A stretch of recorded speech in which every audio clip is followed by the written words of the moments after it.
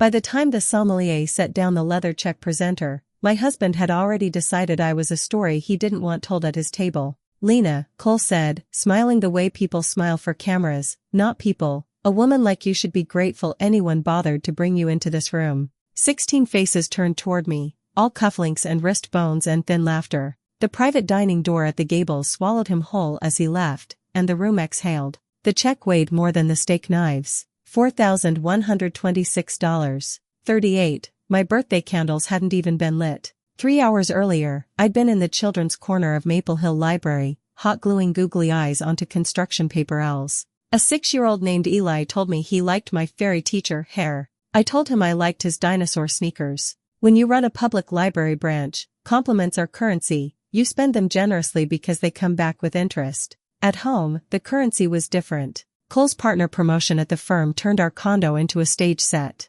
Voices were kept low so the acoustics wouldn't bounce, shoes lived in closets because the lines should stay clean, and the espresso machine had a temperature app like a neonatal unit. He liked his pour-over time to the second. I liked that I could hide my breaths in the steam. "Don't forget tonight," he said that morning, halfway into his cufflinks. "You'll sit 2 down from me. Listen, smile. The Whitleys will be there. We're something that reads gracious, not whimsical." Whimsical was what he called anything that looked like I'd bought it with a librarian's paycheck and not a corporate card. He kissed the air near my cheek and left a scent that wasn't mine. "The library smells like dust and hope." We'd just gotten a small grant to extend our ESL classes, and Mrs. Estrada cried when I told her. I ate a peanut butter sandwich at my desk and wrote out the names of the dinner guests on a post-it so I wouldn't forget who's whose. Whitley's, Wealth, the firm's new compliance head, polite menace, 2 venture guys, matching haircuts, and Cole's assistant, Sienna, which he framed as optics for the younger staff. He liked that word, optics, as if the right lens could turn him into the man he wanted to be. At 4, my phone buzzed. "Heads up," read a message from an unknown number. Attached was a picture of a garment rack. From, guess who? Your mother-in-law. She said you needed help elevating. Delivery 5:30. I didn't recognize the number, but I knew the message. Cole's mother had called me practical at last Thanksgiving, the way one might call wallpaper serviceable. She sent clothes the way some people send threats, tastefully. I got home to 2 stylists wheeling in lacquered boxes. They spoke in silk. "Let's freshen your look. Let's smooth that. Let's lift here." They draped me in a black column dress that fit like a polite no and pitched a pair of shoes that felt like secrets I couldn't keep. I chose my own dress instead, a deep blue with AV that made me stand taller. My grandmother's thin gold hoops, slightly uneven, like the moon when it's tired. Cole texted at 6:41 p.m. I'm running behind. "You go first." The car service smelled expensive and lonely. I pressed my palms to my knees and pictured the paper L's. The Gables' private room had a window framing the river like a very expensive painting. The table had more glassware than scents. The Whitleys were already there, Mrs. Whitley leafing through the menu as if menus were tedious and food happened to other people. "Cole's Lena," she sang, taking me in like a realtor considering a teardown. "I loved your Christmas party dress." "It was my library sweater," I said, and she blinked in the slow way that says you bumped into someone else's class system. They asked what I did as if public service is a hobby. I told them about our new mobile van and the man who learns verbs by reading the sports section out loud. The Venture brothers smiled politely and asked if we had a private equity section. "Fiction's over there," I said, nodding at the wall. Cole came in late. He always did. I felt him before I saw him, the shift in posture, the way the room recalibrated its orbit. He brushed my shoulder like you'd brush lint, kissed Mrs. Whitley's cheeks, clapped a man on the back. Sienna slid into the chair across from me, a small, immaculate storm. She wore the same fragrance that lived in our elevator some nights. "Darling," Cole said, voice sugared and amplified. "Tell the table how your little grant is going." I told them. He corrected me on the number, over by $200, like it mattered, like our free after-school chess club needed line-item precision to justify existing. Laughter ran around the table like a well-trained dog. I watched it sniff and sit and stay. The first course arrived. Cole held his wine as if it were a mirror. I watched his reflection more than his face. He smiles for rooms, he nods when numbers are said out loud, he glances at Sienna when he thinks no one notices. I'm a librarian, noticing is my only sport. When Mr. Whitley asked if I planned to scale our storytime program, he really said scale. I made a joke about franchising nap mats. It landed. Cole didn't like that it landed. He pressed 2 fingers to the stem of his glass and squeezed. Lena, he said lightly, let's try not to make this about crayons. Books, I said. It's about books. And people who need them. He smiled then, that camera smile, and went for the jugular in a tone soft enough to pass for affection. It's sweet that you, what did you call it? Here at Cozy Moments. But there's real work happening at this table. The room went quieter, hungrier. You can hear rich people listen by the way water stops moving in their glasses. Real work, I repeated, calm as a return date stamp. Like teaching adults to read their mail so they don't get evicted. Like helping teenagers file FAFSA forms because their parents can't. Like making sure somebody has a place to be at 4 o'clock that isn't trouble. Sienna's eyes flicked to Cole's. There's a look women give men when they've learned to make themselves useful. I've given that look. I know its weight. Cole leaned back, crossed an ankle over a knee. A woman like you, he said, almost tenderly, should be grateful she was invited here at all. It was not the worst thing he'd ever said to me. It was the neatest. It folded all his beliefs into a single envelope and addressed it to my name. He stood before the souffle. He put his card holder on the table and took it back. Pick what you want, he told the room. Lena's got it. The door sighed after him. Conversations restarted like engines. A waiter rested the check near my plate as if placing a hand on a shoulder. I reached into my bag and pulled out a card Cole didn't know existed. Not a secret I was proud of, just the kind you keep when you realize your life depends on having one. The magnetic stripe felt like a backbone. I'll take care of it, I told the waiter, and my voice didn't wobble. Mrs. Whitley started to say something trite about dignity. I stopped her with a look I didn't know I owned. On my way out, the maitre d', his name tag read Henry, slipped me a folded receipt copy. He met my eyes in the quiet way people do when they've seen enough to pick a side. There are cameras in this room, he said softly. If you ever need details. I walked into the river wind without my coat sleeves all the way on. The city lights were an indifferent chorus. My phone buzzed, 2 messages from an unknown number, the same one that warned about the stylists. You don't know me yet. Save your receipts. Everything matters. At home, Cole's cufflinks were abandoned on the kitchen island like tiny cameras. I put them in a drawer and, without understanding why, took a picture of the empty marble where they'd been. I'm trained to archive what people decide is unimportant. In bed, the bank app blinked balances at me like heart monitors. I stared until the numbers stopped being numbers and turned into choices. In the dark, I said it out loud for the first time, not a plan, just a sentence I could swallow. I'm done being grateful. By 8:10 the next morning, the story had left the dining room and started living in other people's mouths. It began with a post from a woman named Ruth Kaplan, retired teacher, floral scarf in her profile picture, who'd been at the table behind ours at the Gables. Her caption was clean and spare. I watched a man humiliate his wife at dinner last night. I'm old, and I know cruelty when I see it. If you have sons, teach them better. If you have daughters, tell them to leave sooner. The comments braided themselves under her words like quick-growing roots. Someone asked where. Someone else typed the Gables, with 3 question marks, as if naming a restaurant felt like accusing a church. By 8:22, a server from the restaurant, no name, just a fresh account with a brand new handle, posted a 12-second clip from the service corridor. No faces, just audio. The clink of a glass. Cole's voice, honeyed and surgical. A woman like you should be grateful she was invited here at all. You could hear a fork hit a plate. You could hear the silence afterward, Tada's plastic wrap. I sat on the edge of my bathtub in a towel reading strangers argue about whether I was real. At 8:35, my branch clerk, Jaya, texted, we opened early. Media vans outside. I'm keeping them on the sidewalk. You don't have to come in. At 8:37, Mrs. Estrada, Mija, if you need tamales, I'm bringing a pot. At 8:41, my mother-in-law, silence is gracious. Remember who you represent. I stared at the text until the screen dimmed. I arrived through the side door at 9:05 wearing jeans and a navy sweater with one rebellious thread near the cuff.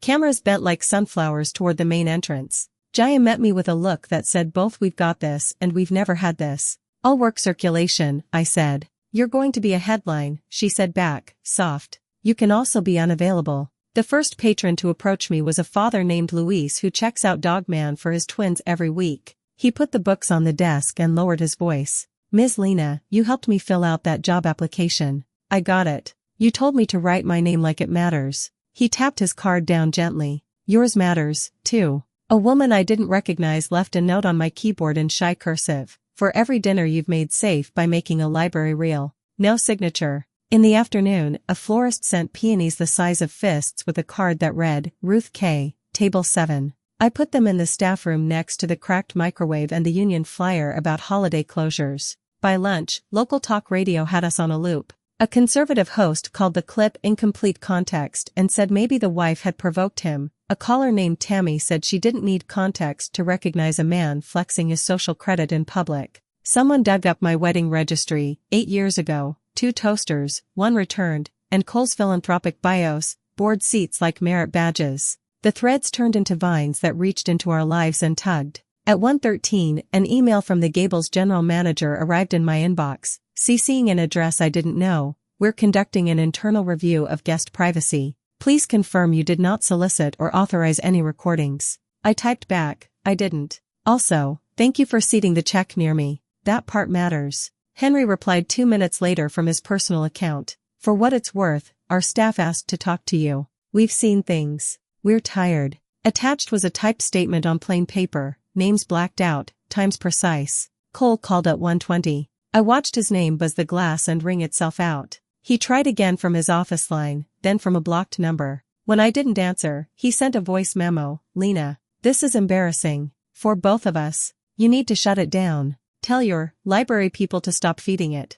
We'll release a statement about a misunderstanding. We'll talk about the stress of partnership. The Whitleys will back me if you keep quiet. I didn't press play. I read the transcription. It was easier to hold. At 2:02, a journalist named Aisha Patel emailed from the city desk. We're running a piece on the audio clip spread and the culture of performative cruelty in high-end dining rooms. Would you like to comment? She wrote the phrase like she'd used it before. I said no comment and then wrote 2 paragraphs I didn't send about how silence protects the powerful until it doesn't. Sienna posted a story from a car's back seat, a blurred skyline, a caption, don't believe everything you hear. Pressure makes diamonds. Someone screenshotted it before she deleted it. A reply from a burner account floated for an hour before disappearing. Pressure also makes cracks. Around 3, the library board chair stopped by to check on staff safety. He shook my hand a beat too long and called me kiddo, though we're the same age. We're proud of your composure, he said, but let's not make the branch a stage.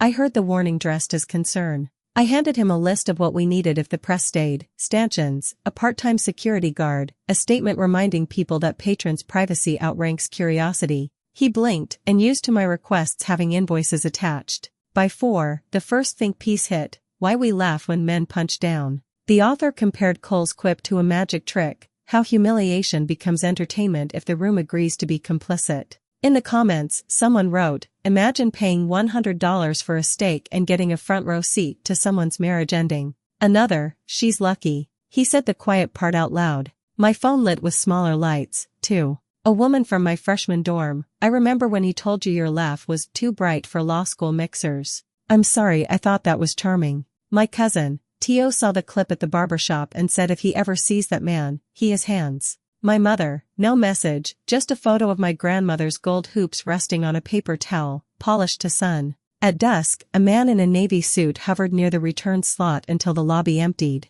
He came to the desk and didn't bother with pretense. I'm from the firm, he said quietly. Off the record, I'm sorry. On the record, Mr. Logan, new compliance, will likely reach out. Damage control. He put a business card down and slid it toward me with 2 fingers, as if feeding a wary animal. Also, there are rumors about a partner's transactions. If anyone asks you for statements, consult counsel. Do I need one? I asked. He looked at me like a blown fuse. Everyone needs one. I closed that night with a stack of returned picture books and a bouquet of peonies wilted into an honest slump. Outside, a group of teenagers in puffer jackets argued about whether to walk me to my car. I told them I was fine. They walked me anyway. At home, the unknown number texted again. People think public attention is a wave you surf. It's actually a tide that reveals what's buried. Do you want help deciding what to uncover next? I typed back before I could second guess. Yes. Because now the room wasn't just listening, it was speaking back. And for once, the voice didn't sound like him. I wrote back at 6:11 a.m. Meet me at the library before opening. Bring nothing you can't read out loud. R turned out to be Ray Coleman, communications fixer for nonprofits and strike lines, the kind of person who knows how to thread a needle while the room's on fire. Hoodie, messenger bag, voice like a good editor. She set her laptop on the children's table between a stack of Dogman and a glue stick. You want a statement, she said, not asking. Not a scream, not a memoir. 4 paragraphs, 3 facts, 2 values, 1 ask. You'll say it once and leave. I don't want to feed it, I said. But I don't want to be edited by people who weren't there. Then we control frame and venue. She looked around our bright, scuffed kingdom. Front steps. Noon. Library backdrop says something about who you are without you having to explain. The board chair arrived with a PR template that felt like shrink wrap. We propose, we respect privacy, we serve all patrons, we have no comment. He smiled like he'd solved something difficult. Ray didn't bother to hide her wince. With respect, that sounds like a closing, she said. We're opening. I texted Henry to ask if I could reference a recording that emerged. He replied within a minute, yes. Our council approves the phrasing, widely circulated audio from a private dining room. I called in a favor from the union rep. She found a spare stanchion and a volunteer to hold a sign that read Quiet Zone begins at the door in block letters. Jaya booked a neighborhood ASL interpreter. Ray said if I was claiming a public good, I should make the public feel invited. At 10:03, Cole's firm posted a bloodless statement about regrettable private remarks and stress. The comments filled with synonyms for coward. At 10:21, Cole sent me a paragraph his attorney had drafted for me to co-sign. It made my mouth taste like pennies. My husband's comments were taken out of context in an emotionally taxing evening. We ask for privacy as we work through a difficult moment. I typed no and put my phone face down on a copy of Goodnight Moon. Ray wrote while I paced. No adjectives, she kept saying. We don't argue with the tape. We establish your center and leave. If they pull at you for more, that's their story, not yours. At 11:40, Jaya peeked out the side door and counted. 2 vans, 3 bloggers, 6 curious teens, and Mrs. Estrada with a crockpot. The peonies from Ruth K. sat on the reference desk like a soft drumbeat. We stepped onto the library steps at noon, me, Ray at my shoulder, the ASL interpreter in a denim jacket, and a podium that usually holds summer reading certificates. My sweater suddenly felt like armor. I took the paper from Ray but didn't look down. I'd practiced enough times to know it. My name is Lena Alvarez. I run this branch. Libraries teach 2 things that matter: everyone belongs, and no one is disposable. Last night, in a room where people were supposed to listen to one another, I was spoken to in a way that made clear I was not expected to belong. You've heard the audio. I won't relive it here. I won't litigate my marriage in public, but I will speak about respect. What we normalize at expensive tables finds its way into classrooms, break rooms, buses, and kitchens. I work every day with people learning new languages, new systems, new beginnings. They show up brave. So will I. I won't be shamed into silence about basic dignity. My ask is simple. Turn your attention toward places that build, not break. If you need a headline, make it about card signups, ESL hours, FAFSA help, storytime mats. If you're in a room where someone is made small for sport, be the person who doesn't laugh. And please, respect the privacy of our patrons and staff when you come here. This building belongs to them. I read a hotline number for emotional support, because Ray said the worst thing is telling a story about harm and offering no door out.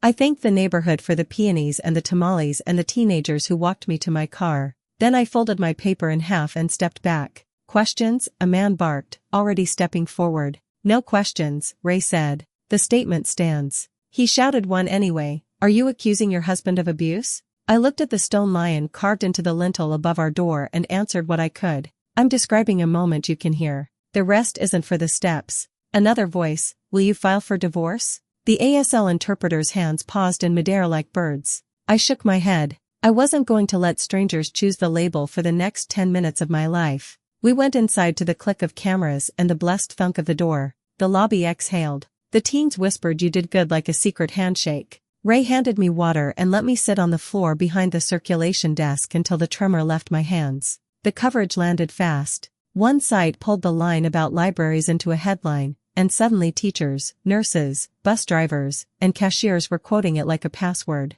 A clip of the ASL interpreter went viral for the way her hand sharpened on the word dignity. An arts columnist wrote a short piece titled "Public Libraries Are the Opposite of Your Husband." I printed it and taped it inside the staff fridge. Cole posted a selfie video from a dark office, jaw square, tie off. I'm under enormous pressure, he said, voice throbbing with what he thought was vulnerability. I made a poor joke at dinner. My wife knows I adore her. He called me his wife 4 times and never said my name. Ray texted only, you did it. Now go quiet. Let the sentence travel without you. At closing, Henry came in alone in his server blacks, hat in hands like a pilgrim. He didn't ask for an autograph of anything. He brought a manila envelope with a typed statement and a USB drive. Our owner has decided, he said, eyes steady. Men who use our rooms to stage harm don't deserve those rooms. Also, he cleared his throat, James from the wine spill incident wanted you to know he's union now. He watched your clip at his job site. He said to tell you, we don't carry their coats anymore.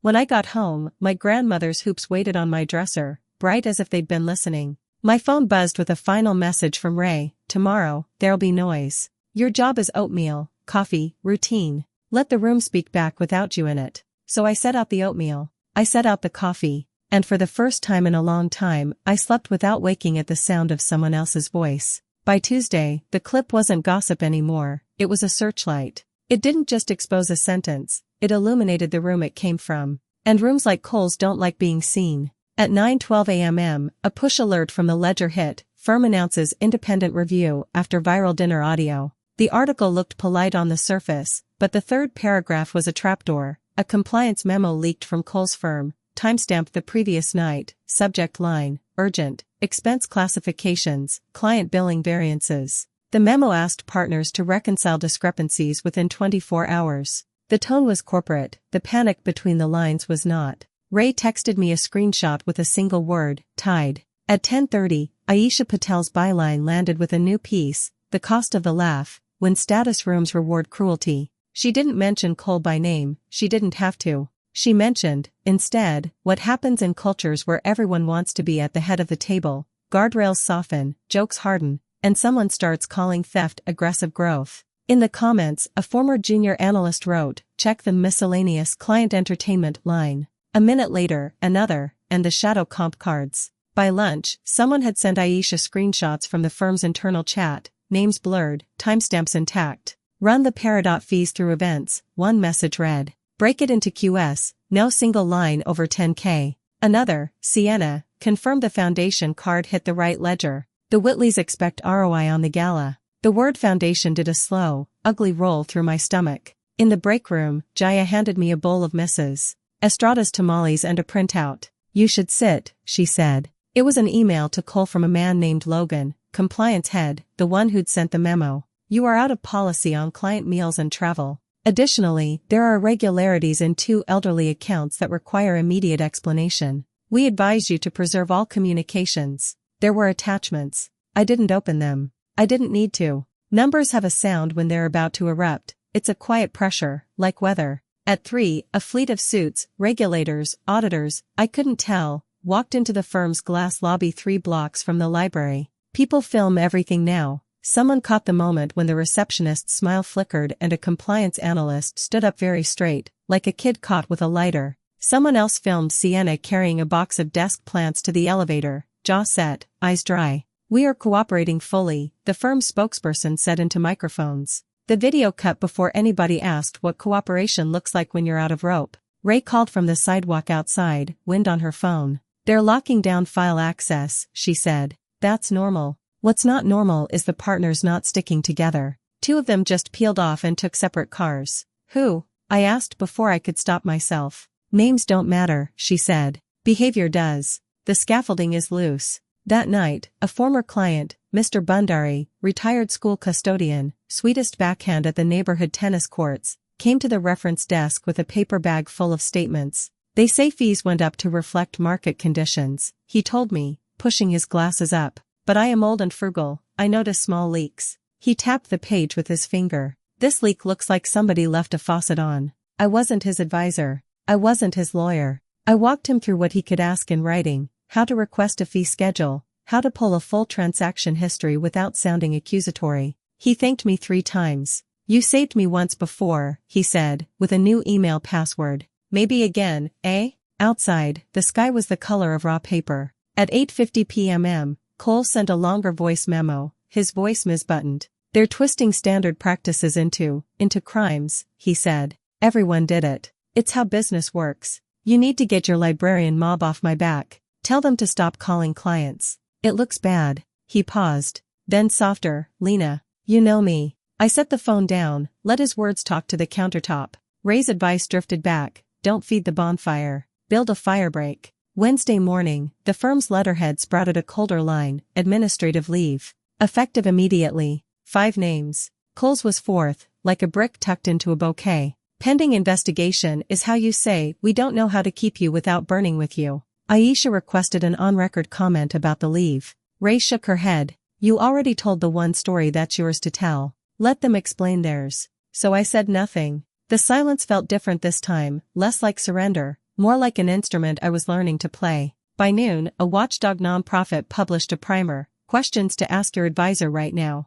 It spread faster than the clip. Someone printed copies and stacked them on our front table. We added a sign that said we can help you read these. A line formed within an hour. I showed an 80-year-old how to freeze his online access. Jaya helped a woman draft a letter beginning, pursuant to my right to information. In the afternoon, Henry appeared at the circulation desk with an older man in a wool coat. Our owner, he said, by way of introduction. The owner had a face like a careful ledger. He shook my hand. We're changing policy, he said. No more phones in private rooms. Also, we will no longer host celebration dinners for firms under investigation. The rooms are for joy. We forgot that. He set down a sealed envelope. For your branch. A thank you for reminding us who our guests are. Inside, a donation. Modest by downtown standards. A miracle by ours. The firm tried one more pivot at 3, a slick video with orchestral music and stock footage of handshakes. We've spent decades building trust, the narrator intoned. We will emerge stronger. Comments off. Shares on. The reposts carried captions like, translation, we're scared. At 4, I saw Sienna again, alone on a bench across from the building, hands around a paper cup. I almost kept walking. Then I didn't. She watched me with that soldier stillness women learn when we become useful to men. You came to gloat, she asked, voice steady. No, I said. I came to see if you're okay. She laughed, one note, no melody. I'm trending as the other woman or the accomplice, depending on which algorithm you get. Neither pays severance. I sat. We stared at a crack in the concrete running like a vein toward the curb. Listen, she said finally. They think the money part is the scandal. It is, don't get me wrong. But the culture is the crime. The part where you learn to laugh at the joke so you don't become it. The part where you build a dinner to client development and build a dignity to whoever's least likely to fight back. Why are you telling me? I asked. Because you said something into a microphone and then didn't go on TV again, she said. Because I'm tired. Because no one believes women who stay useful until we stop being useful. She handed me a folded printout. A transaction list, dates, amounts, memo lines that read like euphemisms. Give this to whoever Ray tells you to, she said. I'm done being their filing cabinet. By evening, Logan, the compliance head, had resigned to spend time with family, which is how leaders jump from burning buildings without admitting the fire started in their kitchen. The Ledger updated their story with a new paragraph. The state had opened an inquiry into improper fee allocations. The words were lawyered, but their shape was clear. The walls were inching inward. At closing, Ray leaned in the library doorway like a stage manager after curtain. This is Act 2, she said. Act 3 is messy. There's press that wants you back on the steps. There's Cole who will try to storyboard himself as the man learning a lesson. She tilted her head. We can keep building fire breaks. Or we can let him try your door. I looked around at our tables, empty for the night, at the donation envelope in the drawer, at the stack of questions to ask pamphlets under the events calendar. Somewhere above us, the scaffolding of a firm was clanking loose. Down here, a room full of ordinary chairs still held. Tomorrow, I said, we open on time. The conference room looked like a dentist's smile, too white, too bright, too practiced. Frosted glass, a pitcher of water sweating on a tray, 3 nameplates I didn't recognize. State seal on a folder. My lawyer, Marisol Vega, sat to my left with her tiny notebooks and a pen that clicked like a metronome. Ray stood behind me, not on the record, hands in the pockets of a blazer that worked as armor. Across the table, 2 investigators from the state's financial bureau and counsel from the Attorney General's office. The youngest one had tired eyes, the kind you get from reading spreadsheets until numbers turn into constellations. The oldest cleared his throat and hit record. Thank you for coming, Ms. Alvarez. This is a voluntary interview. You can stop at any time. He looked at the small stack I'd brought, Henry's typed statement, a copy of the donation receipt the Gables made to the library, a printout with dates and memo lines that Sienna had folded into my palm like contraband. The USB drive sat in a labeled bag, chain of custody ready because Ray said chain of custody is how truth survives a room full of lawyers. We're aware this is unusual, the AG counsel said. But unusual is often where the story is. He smiled with his lips only. Your public statement mentioned dignity. Today we're here about money. They're connected more than people admit. He asked me to state my name for the record. He asked if I was under duress. No. He asked how I obtained the documents. From individuals who said they were tired of being useful to the wrong people. He asked if I'd been promised anything. Tamales. A donation for my branch. Nothing that buys silence. They slid the printout back toward me. Who gave you this? I'd been rehearsing that question in the shower, in the car, in the aisle with the cheap dish soap. If I named Sienna, they could protect her or they could destroy her. If I refused, they could subpoena,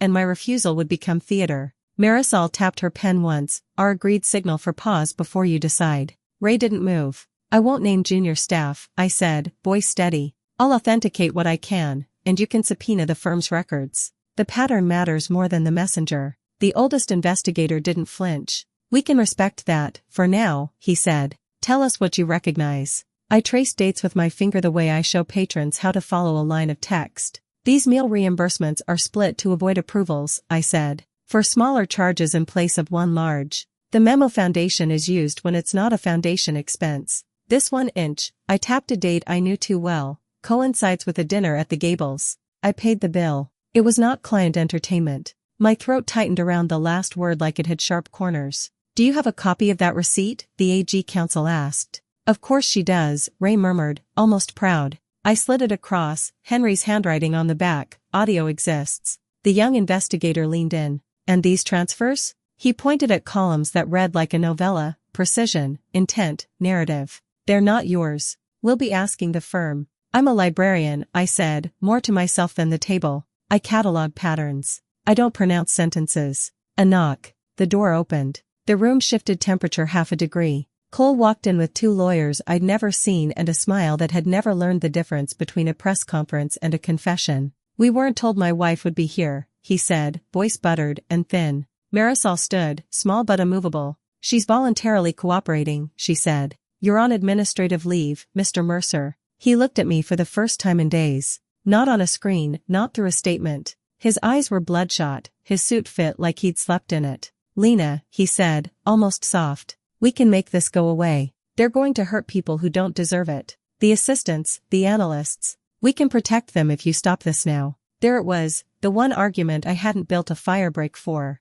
Because it wasn't wrong. A building falls and it never crushes only the architects. I'm not here to hurt anyone, I said. I'm here to stop the part where harm is your business model. He pulled a folder from his briefcase, slid it toward me like a trick napkin about to reveal a dove. Mutual non-disparagement, he said. A private settlement. A donation in your name to your library. We framed the audio as a marital spat we're working through. We protect jobs. We move on. He gave me the look he used on rooms with more money than time. You remember moving on. It's the thing you used to do instead of making scenes. Ray's hand brushed the back of my chair. Marisol's pen clicked once. The AG counsel didn't blink. The oldest investigator folded his hands. We're not negotiating your marriage, he said. We're examining irregularities in client accounts. We advise you not to interrupt the witness again. Cole's smile thinned. Irregularities are what you call ambition in a slow quarter. Something in the young investigator's face shifted at that. He wrote a note I couldn't see.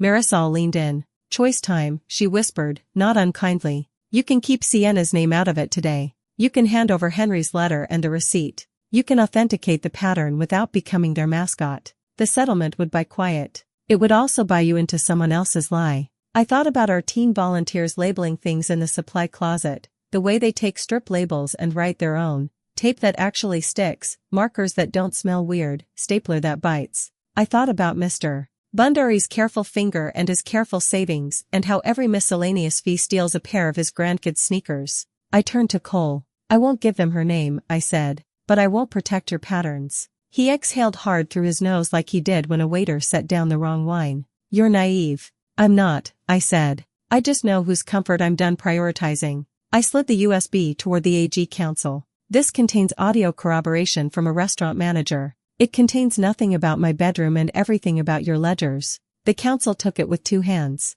Respectful. We'll be in touch, he said. He meant subpoenas. He meant depositions. He meant this was no longer a story that could be turned back into a dinner. Cole's lawyers ushered him out, hissing soft cautions. He didn't look back. He never had to, the room usually followed him. This time it didn't. When the recorder clicked off, the AG counsel said, almost conversationally, "People ask why we chase small lines in big budgets. It's because small lines teach habits. Habits scale." In the elevator, Ray let out a breath that had been holding all morning. "You chose," she said. "I did," I said. "Not everything, but enough." Outside, the air felt like the day after a storm, debris, clarity. Marisol touched my elbow. "There will be fallout," she warned. "Press will want you again. The board chair will want special language. The firm will leak to make you look vengeful." "I'll be at the library," I said. "Story time at 10, FAFSA help at 4, fire breaks." That night, I sat at my kitchen table with a blank card and wrote 2 notes.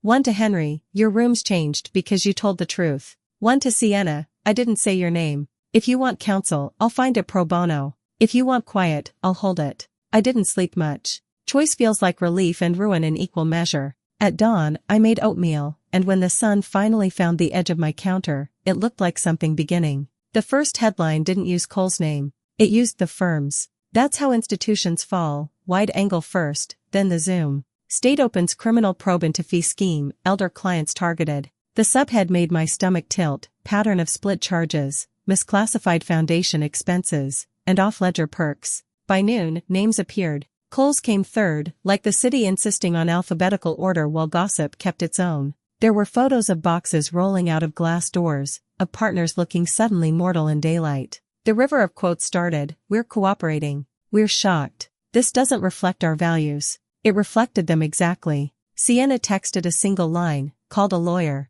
Pro bono, like you said." I breathed easier for the first time in days. I didn't want to be a protagonist that week. I wanted to stamp due dates and tie yarn to paper L's. But subpoenas don't care about what you want, and court calendars are their own weather. Marisol called. "You'll be testifying at a preliminary hearing," she said. A narrow lane. Stick to it. Authenticity, not adjectives. The courthouse felt like a school that never learned joy. Line scanners, pale benches, carpet the color of unslept nights. Reporters waited with microphones lowered, as if they'd learned manners overnight. They hadn't. Ray held the door anyway. Inside, Cole sat at the defense table between 2 suits with 2 white shirts. He looked smaller than he had in boardrooms, the way a fancy cake looks less inevitable once someone's cut a slice. He didn't turn when I walked in. He didn't have to, rooms used to orbit him. This one didn't. The judge was brisk and unsentimental, a woman whose hair and voice both said not here for theater. The state laid out its narrow opening, split transactions designed to evade approval thresholds, foundation cards used for personal or client-seducing expenses, fee drips on older accounts too small to trigger alarms, large enough to wound.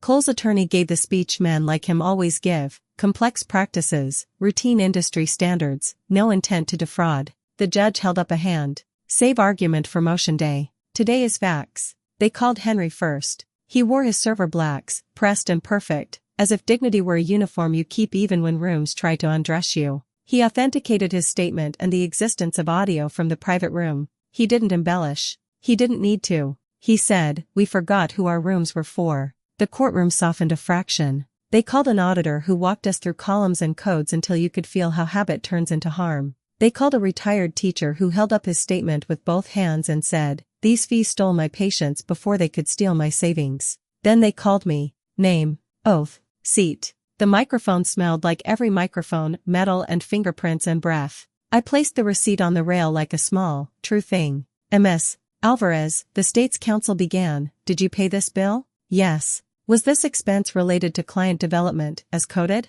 "No," I said. "It was related to humiliation." There was a pause. A judicial eyebrow. Counsel nodded. Factual clarifying question, "Was the dinner a work event for you?" "No. It was my birthday." "Did you observe any requests to split charges or misclassify expenses that night?" I watched a man pick up a check and change his mind because the audience had changed. I kept my voice even, a reference librarian tone. I watched what the room rewarded. "Thank you," counsel said. He moved to the next sheet, the now familiar printout of transactions and memos. "Do you recognize the date highlighted?" I did. The night at the Gables. The memo line reads Foundation. The charge was a personal celebration disguised as philanthropy. Opposing counsel stood. Objection. Conclusion. Sustained, the judge said. Rephrase. "Ms. Alvarez," the state's counsel said, "do you have personal knowledge of any legitimate foundation activity that evening?" No, I said. I have personal knowledge of a dinner. He nodded. We stayed in the lane.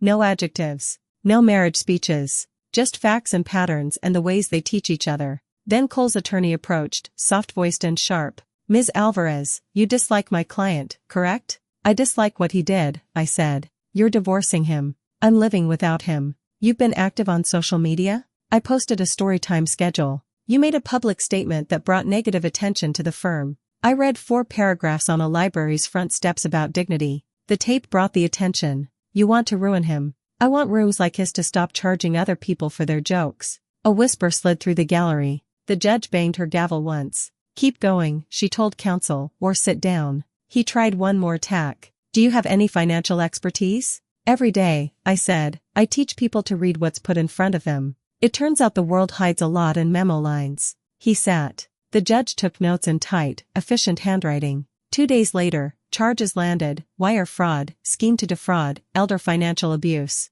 The counts didn't sing, they thudded. The partners not charged launched a rebrand no one believed. Cole posted an apology video in front of a bookshelf staged by an intern. I'm learning. I'm listening. Comments off. Shares on. The algorithm did its thing, so did memory. Sienna took a deal, immunity for testimony and documents. Her statement cut through the euphemisms. We left because it was safer than leaving, she said. We charged the laughter to the wrong accounts. The Gables published their new policy and a list of community nights they'd host free: teacher's banquet, nurse's dinner, library fundraiser with actual book-themed cocktails. They sent us the deposit check first. It paid for an extra ESL night and chairs that didn't wobble. The day Cole pled, I didn't go. I shelved new picture books and helped a teenager navigate a financial aid portal that felt like it had been designed by a committee that hated teenagers. Mrs. Estrada brought pastelitos for nerves, and the teens ate them like victory. Ray sent a photo from outside the courthouse door,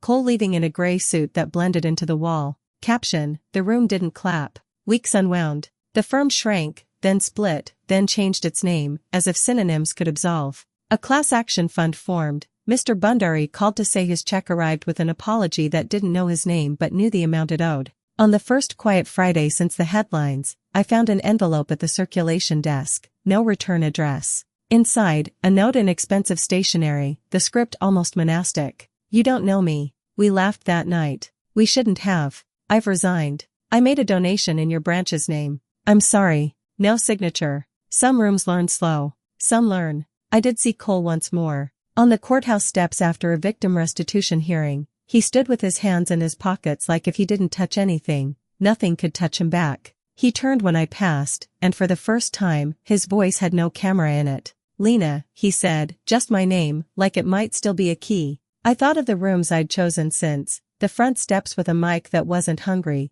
the reference desk where you can change a life by explaining a form, the children's corner where laughter is not a weapon. I thought of the receipt in the folder and the little note next to our sign-up clipboard that a teenager had taped there without asking. Everyone belongs. No one is disposable. You were always better at the room, I told him. I just finally picked mine. He swallowed a reply he couldn't afford to say in public. Ray stepped between us without making it look like stepping between. We walked away. At the library that afternoon, a girl with a shy braid stood at the desk and held up a card application like a flag. Is this how I start? She asked. It is, I said, and handed her a pen. The story didn't end with sirens. It ended with a form and a signature and a room that kept being what it was built for. The headlines moved on, the mat still rolled out at 10. We added a banner over the door for the fundraiser night the Gables was hosting, painted by our teens in block letters that took 2 ladders to hang. This room is for building. And when people asked, weeks later, months, what justice felt like, I told them, it sounded like chairs that didn't wobble. Like a grant check clearing, like a judge saying sustained when cheap shots came, like a teenager with a library card, writing her name like it mattered.